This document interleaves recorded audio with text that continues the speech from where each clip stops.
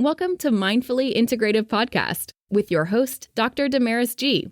Mindfully Integrative is a podcast discussing ways toward mindfully incorporating integrative health into our lives. This podcast will have informative resources, fun topics, interviews, and discussions relatable for today with a true mindful perspective in a mind-body holistic life approach.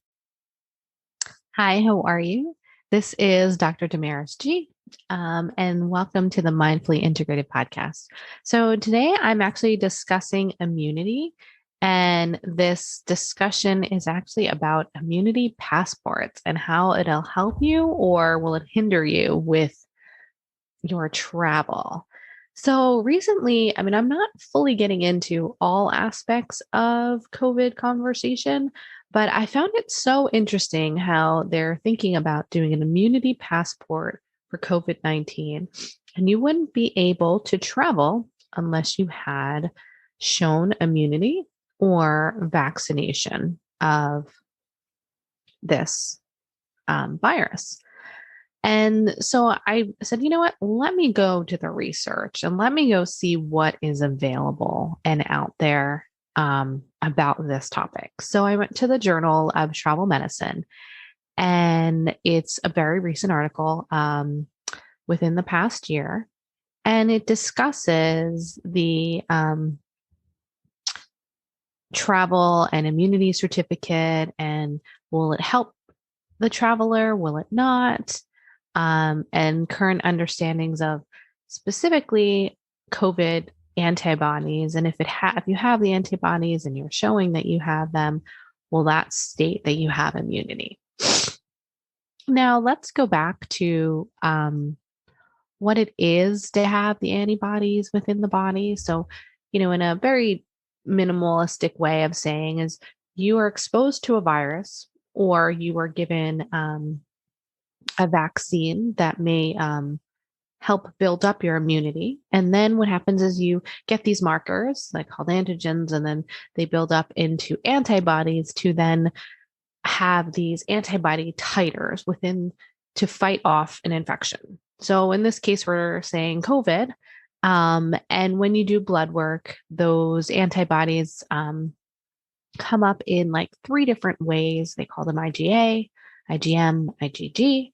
IgA is the initial, IgM is the second initial wave, and then IgG is the long-lasting antibodies. So when they're doing the blood work, they're hoping that these passport certificates will show that these individuals will have these IgG antibodies, whether it's from being vaccinated or whether been previously exposed.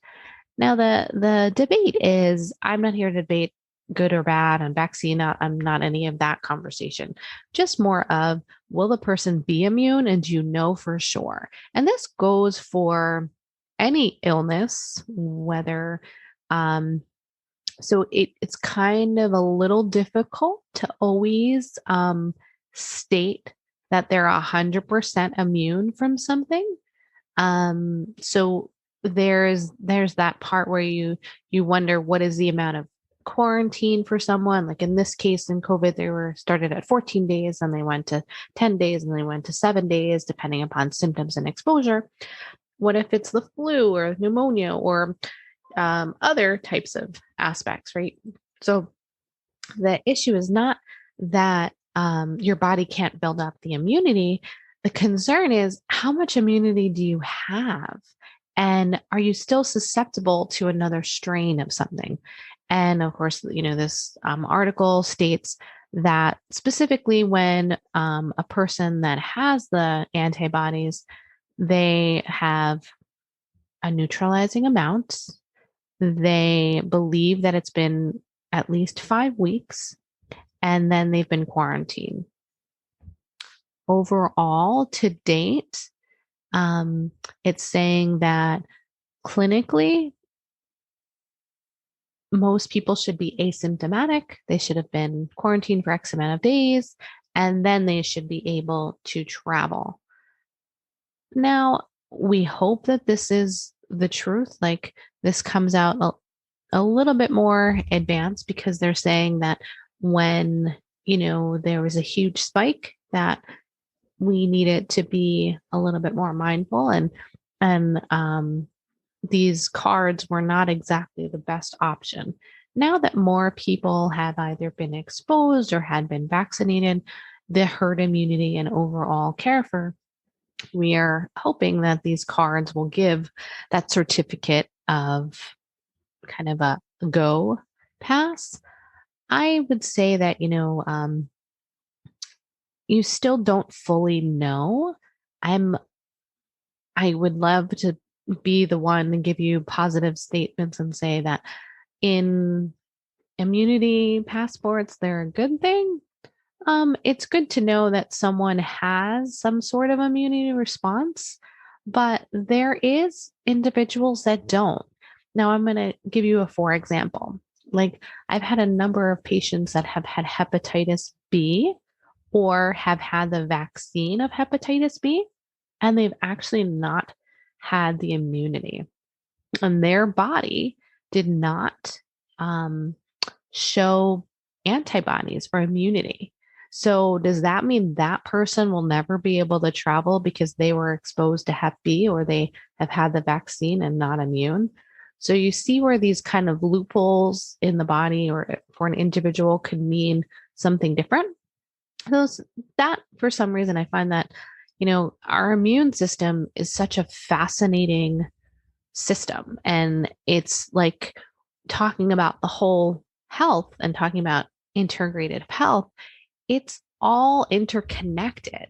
So to look at it just in one aspect it's insane, right? You have to really look at so many aspects of how a person is and what they're doing. And so I think that the card itself may not give us the perfect example of an innate immunity.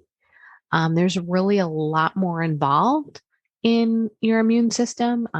You really need to look at lifestyle management, your nutritional diet needs, because this all will still reflect your immune response. And that still can also reflect your immunity to any sort of disease or virus, anything that you can think of, because your immunity and it has direct relation to how your GI tract is, how your overall other autoimmune diseases you might have, neurogenetic things, chronic fatigue.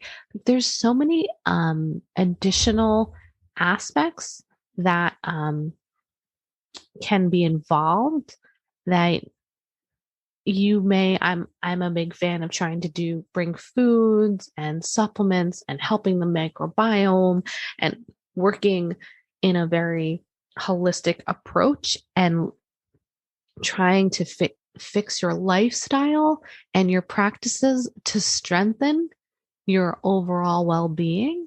And that may seem kind of complicated, but when you really try to balance the inflammatory response within the body, you try to decrease the stress within the body, you look into supplements or nutritional foods that will bring up your antioxidants and your nutrient levels, you look at the overall balancing of your gut microbiome, increase the fiber and proper hydration.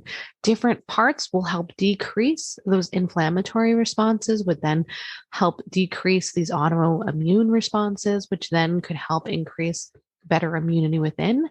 And these cards would actually be more valid and less of a percentage of unknown. So that's kind of just my little tidbit for today.